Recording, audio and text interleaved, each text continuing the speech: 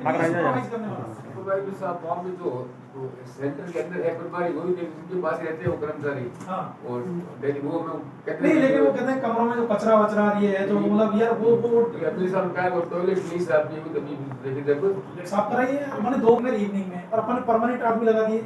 आपके यहाँ से सफाई कर्मी कम करके हमने बेसिकली वहाँ शिफ्ट कर दिया इस बात के लिए कि उसकी कोविड केयर सेंटर की दिन में कम से कम 2 बार सफाई करें, टॉयलेट भी कराओ, कमरे भी कराओ, और वैसे डस्टबिन अपने रखवा ही दिए। तो भाई उनमें उनको भी प्रेरित करेंगे, जो भी आपका वेस्ट कचरा है उसको आप डस्टबिन हम डस्टबिन से इकट्ठा करेंगे, वैसे एक साथ इसको डिस्पोजल कर देंगे।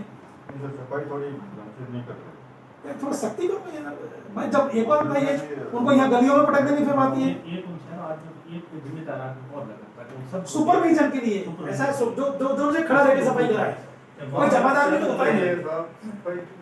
दोनों की सफाई हो जाए तो बाकी वाला मैं कुछ नहीं, वो बेचारे कह रहे हैं कि हम झाड़ू से हम भी करेंगे।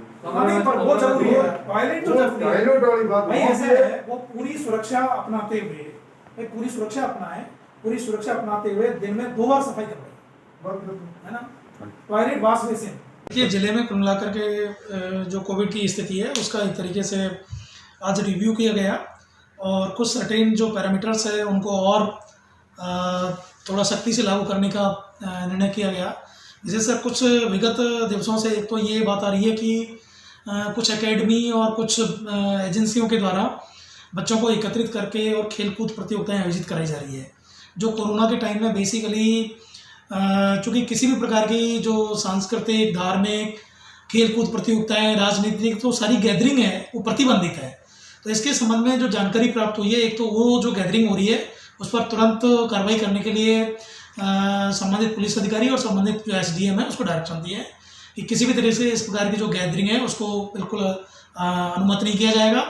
और दूसरी बात ये भी आई है कि चूँकि जैसा कि माननीय मुख्यमंत्री जी ने निर्णय भी लिया है कि और 2 अक्टूबर से व्यापक रूप से मास्क लगाओ जो अभियान है वो हम प्रारंभ भी कर रहे हैं, उसके संबंध में कुल मिलाकर के मास्क लगाने की प्रवृत्ति को बढ़ावा देने की दृष्टि से शहर में आज और कल व्यापक रूप से कुछ अभियान भी चलाया जाएगा। इसमें जो मास्क नहीं लगा रहे हैं उनके खिलाफ तो जो एपिडेमिक जो ऑर्डिनेंस है उसके अंतर्गत जो जुर्माना करने की कार्रवाई तो की जाएगी। इसके साथ में ये भी सुनिश्चित किया जाएगा कि वो जो व्हीकल है जिसके आधार पर जिसके ऊपर वो यात्रा कर रहे हैं उनके संबंध में भी समुचित कार्रवाई करने के लिए SP साहब को दिशा निर्देश दिए कि उन पर भी ऐसे लोगों के खिलाफ भी समुचित रूप से कार्रवाई की जाए।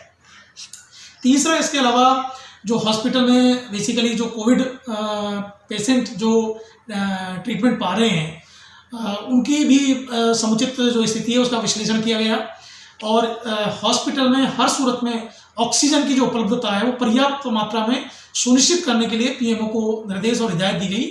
इसके अलावा ये भी आज तय किया गया कि 50 जो ऑक्सीजन सिलेंडर हैं वो स्वयं PMO के द्वारा रिलीफ मेडिकेयर सोसाइटी से परचेज किए जा रहे हैं। इसके अलावा जो रेड क्रॉस सोसाइटी है उसके से भी 25 सिलेंडर परचेज किए जा रहे हैं। तो ये प्रयास किया जा रहा है कि करीब 75 से 100 सिलेंडर हर वक्त स्टैंड बाई मतलब आवश्यक रूप से मौजूद रहने चाहिए ताकि किसी भी प्रकार की गंभीर परिस्थितियों से निपटा जा सके। और कुल मिलाकर के हाँ बताइए। तो स्कूल को लेके क्या गाइडलाइन अभी सर? देखिए स्कूल खोलने के संबंध में तो गाइडलाइन क्लियर कट ये है कि स्कूल बेसिकली कक्षा 9 से 12 तक के जो बच्चे हैं वो केवल अपने जो डाउट्स हैं उसको क्लियर कराने के लिए पेरेंट्स की अनुमति से वो आ सकते हैं। क्लियर कट उसी संबंध में डायरेक्शन उसी के अनुरूप कार्रवाई है। रेगुलर जो विद्यालय है वो अभी भी संचालित नहीं किया जा सकता। सर ये बात सामने आ रही निजी स्कूल नियमित क्लासेस लगा के नहीं, इस प्रकार की अगर कोई बात आई है जो गाइडलाइन के विपरीत अगर स्कूल संचालित करा रहे हैं तो आप जानकारी देंगे तो निश्चित रूप से हम कोविड गाइडलाइन के अनुसार कार्रवाई करें। इसीलिए आज ऐसा है समुचित रूप से पुलिस, एडमिनिस्ट्रेशन और आयुक्त नगर परिषद तीनों की समुचित रूप से मीटिंग बुला करके दिशा निर्देश दिए हैं और आप अगले 1-2 दिन में निश्चित रूप से कुछ की जानकारी भी आज PMO को भी इस संबंध में हिदायत दी गई है कि जो बेसिकली जो OPD है, पहली बात तो मैं आग्रह करूंगा कि आप जो OPD समय में आमजन अस्पताल की जो सुविधाएं उनका लाभ उठाएं। अनावश्यक रूप से डॉक्टरों के निवास और उस पर जाने की आवश्यकता नहीं है।